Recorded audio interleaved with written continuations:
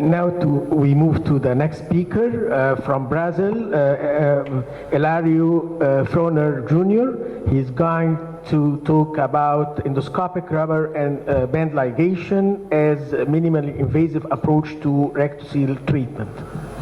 Thank you. Dear friends, good afternoon. I'd like to thank again the invitation, and I'd like to say to the family Shafiq that you are creating a legacy, and I suggest you to keep on doing this legacy that will be everlasting as well. Well, I'm going to talk to you now about a minimally invasive way of treatment of rectocele that is very possible to be one of your kind of treatment, so on. Well, the rectocele is a common condition very much related to obstructive defecation. The rubber band ligation, traditionally, it's performed to treat the hemorrhoidal disease and mucosal prolapse. But the endoscopic rubber band ligation, ERBL, has the same indications to the conventional rubber band, and it was proposed in '98 through a frontal view transanally. But in 2002, Berkelhammer proposed the treatment with a retroflexion of the endoscope. And the treatment concerning endoscopic rubber band ligation to the rectocele treatment is yet to be published. Here we have a CT defecography that we perform in Brazil. Then we see a patient with a fixed perineal descent and a rectocele that we can see here with my arrow.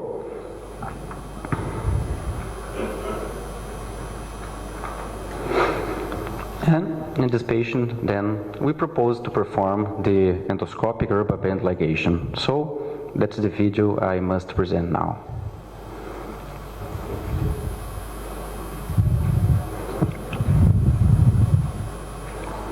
First, we perform the proctoscopy with the common device, the same of the colonoscopy. We do the retroflexion. We see the device. The colonoscope. You can see the rectal ampulla. We have to delimitate the dentate line. We understand where is the mucosa we're going to work on. It's my digital vaginal examination. Then we try to understand rectocele, and I present to the endoscopist the anterior rectal wall and the rectocele apex. The device is implanted on the tip of the endoscope. We perform the retroflexion. Now we return to the same position. We see the rectal ampulla again. We perform the same vaginal digital examination to expose, to determine the rectocele apex, and that's where we're going to perform the procedure. You can see the video is not edited a lot. It's a very quick procedure, and the first one we took 7 minutes, and the last one we did the week before I come to Egypt. We took 1 minute to do it completely. We can see the dentate line, it comes cranially. Again, the other. And the other, we do a 3-point ligation on the anterior rectal wall. We can see the dentate line, it comes cranially, and during ectoscopy, we're going to see the example afterwards. The external hemorrhoids comes inside. Okay, we check again the dentate line. We can see the mucosa, the hemorrhoid inward, and the procedure is done. The dentate line is very easy to see, and the patient has done a painless procedure now. The other video, the other patient, you can do it quickly if necessary, but the same idea we did before. A very important tip that we do the retroflexion with a gastroscope. It's a thinner device. We use the same ligation device as esophageal ligation. You can see a very beautiful dentate line here. So we cannot ligate this line. It's my finger again. So we're going to perform the rubber band ligation above it. I present the apex of the rectocele on the anterior rectal wall. I'm saying, do it here. So the endoscopy is now with the device. We can do the same procedure, a 3-point rubber band ligation on anterior rectal wall. As you can see, very quick.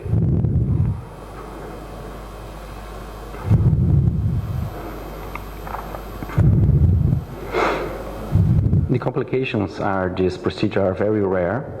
Sometimes when the patient goes to the toilet, he sees a little bit of blood in the toilet paper. Pain, we cannot say the patient has pain. He feels a tenesmus. Sometimes it's easy to deal with medication. We can see that that hemorrhoid, it comes inward, it comes cranially, and during rectoscopy it's very easy to see the modifications. Okay, it's done again.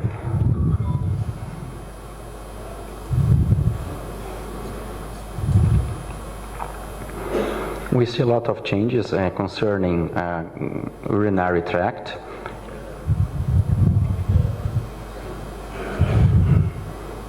Okay, and looking transannally, we can see the dentate line is safe and sound.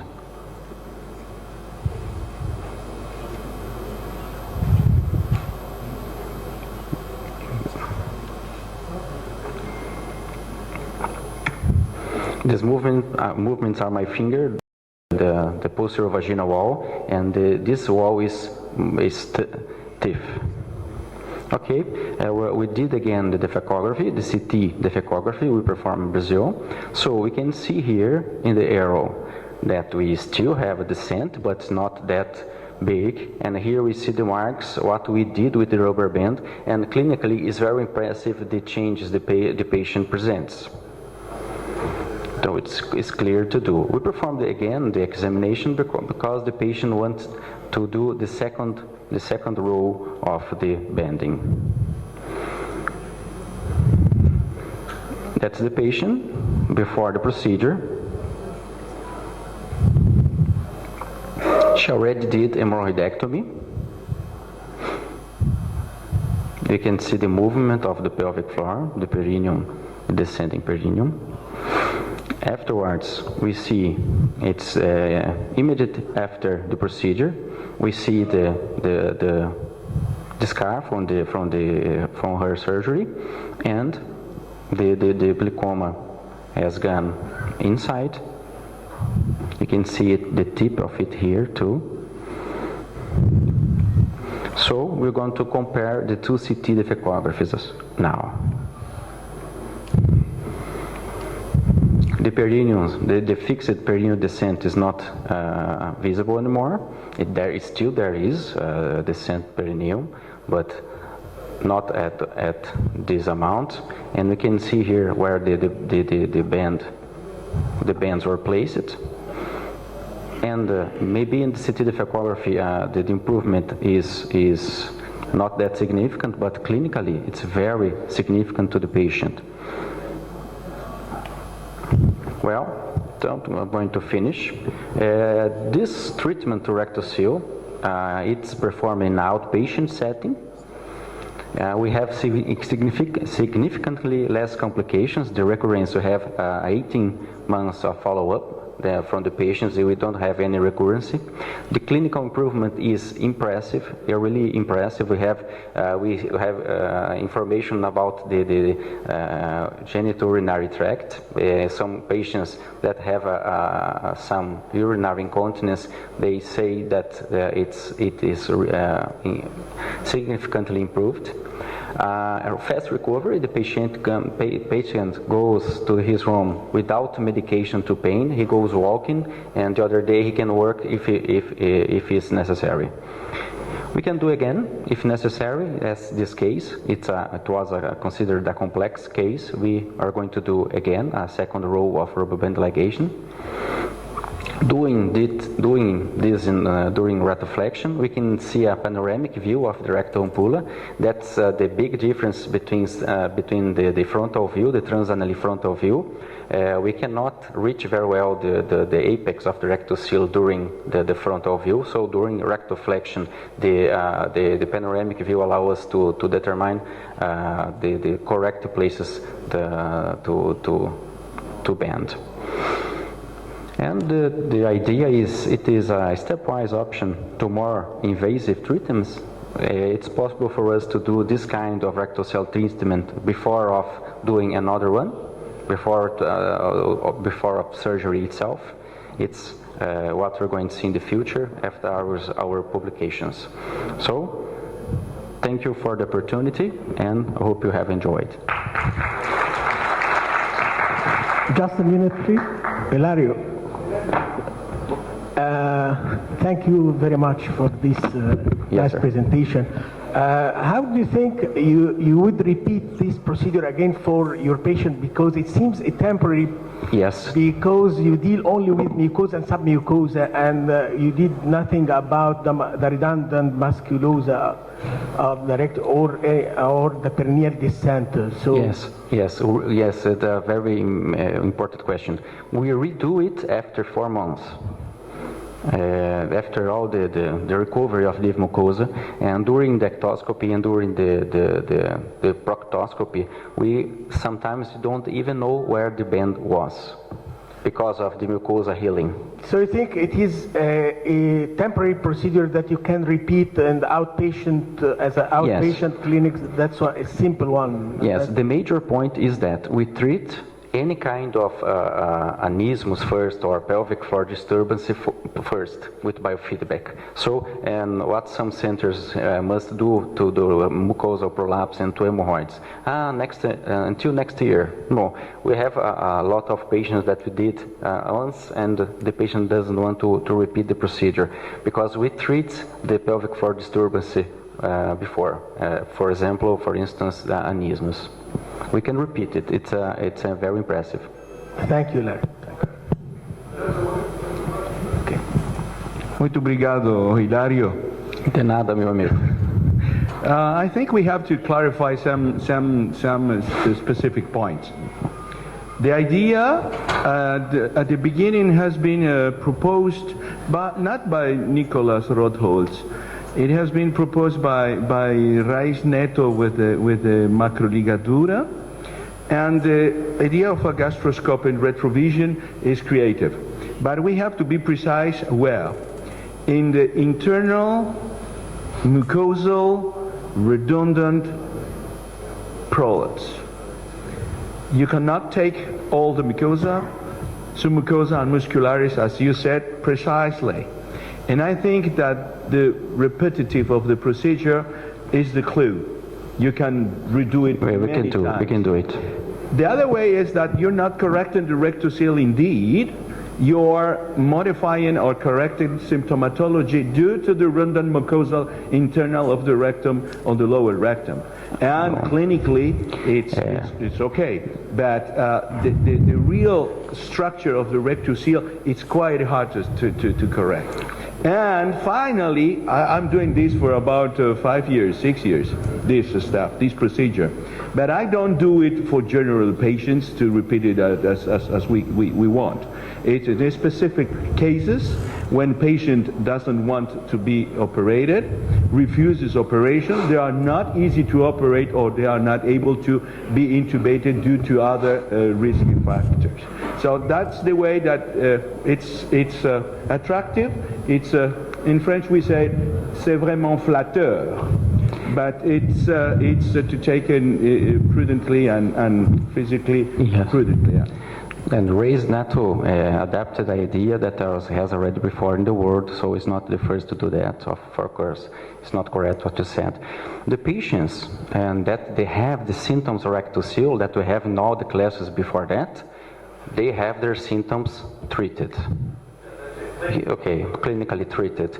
And this is a complex case. And the other cases, the rectocele disappears.